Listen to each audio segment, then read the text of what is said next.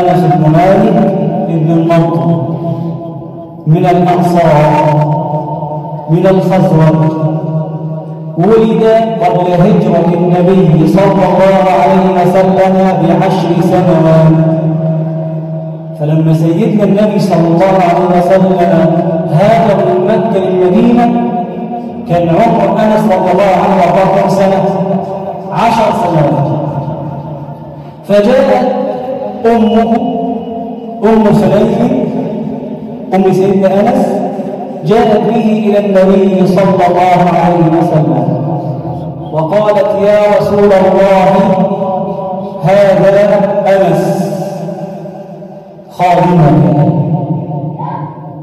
عرضت وطلبت من النبي صلى الله عليه وسلم أن يكون ابنها أنس بن مالك خادم للنبي صلى الله عليه وسلم، فكان يخدمه في الحضر والسفر.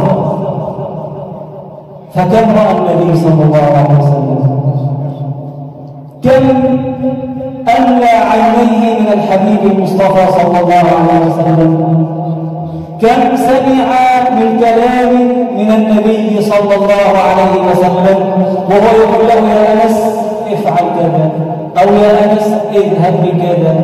لذلك كان أنس بن مالك وكان كاذبا، يعني كان يقرأ ويكتب، من أكثر الأنصار رواية للحديث عن النبي صلى الله عليه وسلم.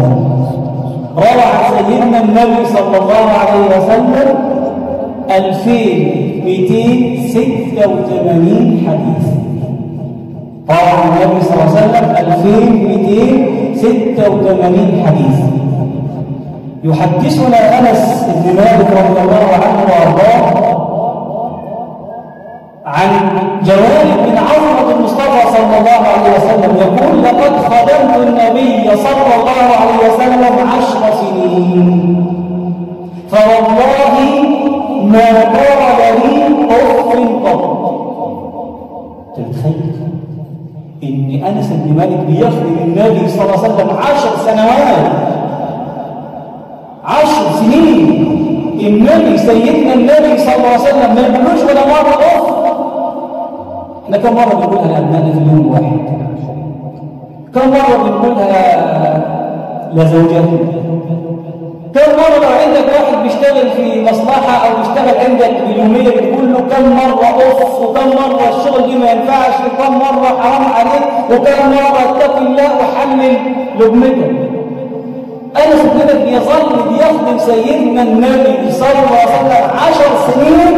النبي صلى الله عليه وسلم ما قالوش ولا مرة أف. قال ما قال لي أف قط ولا قال لي لشيء فعلته لما فعلته ولا لشيء تركته لما تركته ولا مسست حريرا ولا ديباجا ألا من كف المصطفى صلى الله عليه وسلم ولا شممت رائحة ولا عطرا أطيب من عرق النبي صلى الله عليه وسلم وأطيب ريحة من ريح النبي صلى الله عليه وسلم.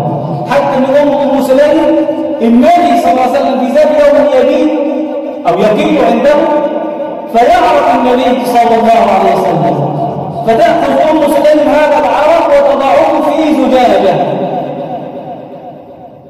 يقول النبي صلى الله عليه وسلم ماذا تصنعين؟ قال نعطر به عطرنا. تأخذ عرق النبي صلى الله عليه وسلم عشان تزيد العطر بهاء وجمالا ورائحة. أنس بن مالك رضي الله عنه وارضاه بيعلمنا أو بيذكر لنا مواقف من سيرته مع النبي صلى الله عليه وسلم. يقول أنس بن مالك أرسلني النبي صلى الله عليه وسلم ذات يوم إلى قلب فقلت لن أذهب المشوار طفل